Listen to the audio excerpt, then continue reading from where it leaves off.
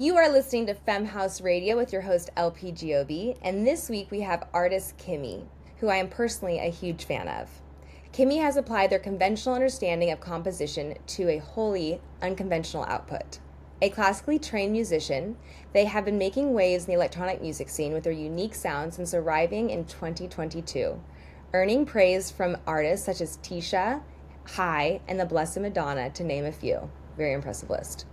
Their distinctive sound continues to earn widespread support from across the BBC Radio 1 dance family, including Jaguar and Danny Howard, and from the team at Capital Dance, with 3 playlist editions now under their belt. With the release of their Pixie EP, Kiimi looks set to add another milestone in their ever-ascending journey. Welcome to Femme House Radio, Kiimi. Thanks for having me. Thanks for being here. So tell us your origin story. How did you get into producing and DJing? Well, I've been making music kind of all my life. I've had various different artist iterations, which we try and cover up now. But yeah, I've been making Uh, music as haven't we Kiimi all? since uh, you what? I said, haven't we all? Yes. Oh, yeah. Oh, sorry, the lag.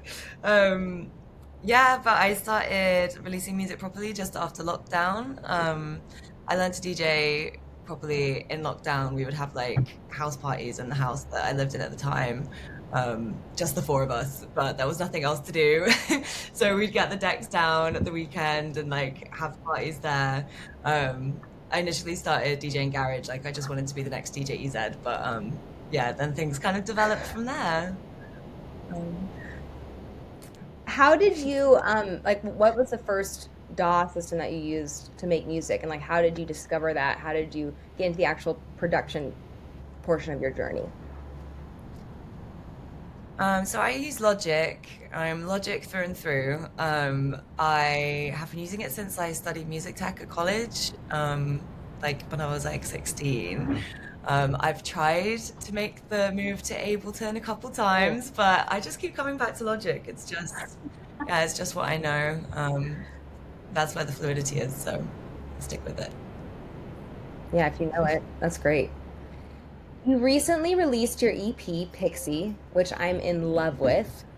As a dance artist who could just release singles, how did you decide what songs end up together on a more formalized body of work, such as your EP?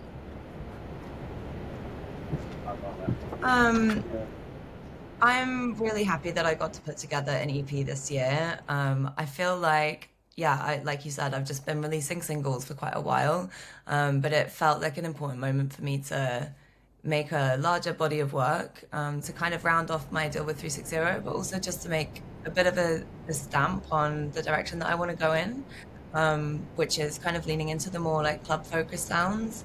Songs that I can actually play in my DJ sets, which I haven't always been making. Um, yeah, but it felt like quite a poignant year for me to make a larger body of work. And in terms of Yeah, selecting the songs, I don't know.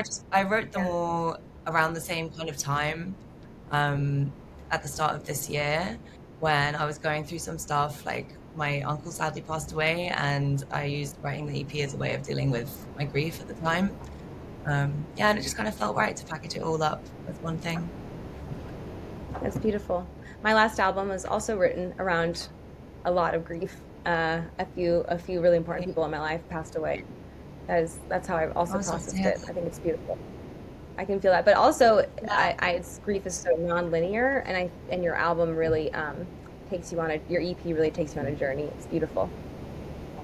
Yeah, I think obviously like the tracks in it are still kind of high energy, but I think for me being able to kind of take the grief and turn it into something positive and motivational was really important for me too.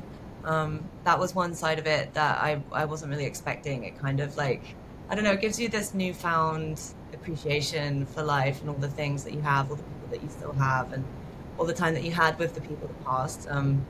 And that kind of ended up being quite a positive emotion for me. So yeah, it was important that that kind of came through in the music too. Yeah. Yeah, I found that my experience with grief was as my grief was in relation to how much love I have for that person and how much joy I have with that person. Mhm. And, so as much as I love them, that's also how much I grieved. And so I actually found a lot of like extreme, joy coming through the memories as I was processing the grief. So I actually really felt that in your music. I felt that high energy. I think that you really put that well into, you captured that really well. And I think that's a really Oh, hard thing thank to do in dance music. So I'm you. grateful for that body of work. Oh, If thank you you so could much. put together your dream lineup, who would you have playing with you at your rave? Oh, how many am I allowed? Um, This is your I would I say would I'd say it's like it's a full one night rave. okay. So I'd probably have DJ Z on there somewhere just because we all love a bit of UKG. Um, but then I'd probably have Gideon, another one of my favorite DJs. I think he's absolutely amazing. I'd get all of my friends to play, so Jaguar, Meg Ward, Jess Zat, get Tisha on as well, and Matt Maffro, Yes, love um, her. Jasper Tigner. I also recently met Darius Rossian at I played at DC10 at Solid Grooves, and I'd never seen him play before, but his set was so fun. So let's throw him on. Yeah, Yes. and you can I play would be too. I would be honored. Could you do like a boutique gig? That would be fun. How was DC10? Oh my God, it was so good. Honestly, I think it's my favorite set I've ever played. It was just so great. Is I it was recorded somewhere? opening. Can you listen to it? I didn't record it. No. I know. I'm so annoyed at myself that I didn't. But yeah, I was opening the main room, and I played that slot last year, and I don't know. I feel like at DC10 generally when the club just opens, like people tend to go to the terrace room first. So last time I Yeah. played, like it was kind of empty for the first hour or so, but people were just loving my room. Like from the beginning, it was full, and I kept turning around to my friends and just being like, "Oh my God, people are here!" But it was just Amazing amazing. feeling. Like yeah, but that the whole room was just like lit up the entire time. I felt really in my element, and like yeah, the energy was just great. I feel like Ibiza in general is just. It's always a good vibe because people are just on holiday and having a great time. Do you know what I mean? So, yeah, it Yes, was yes. great. The only times I've played DC10 were for Circle Loco at like 3 in the morning or 4 in the morning, and I can't even like it's trying to get into the room to get into the booth to play has been almost like very anxiety inducing. I find that Yeah. place Oh my really hard to navigate, but obviously a very iconic club.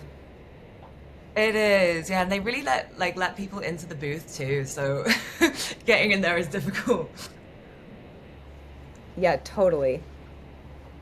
Oh gosh. Okay, final question for you. Okay.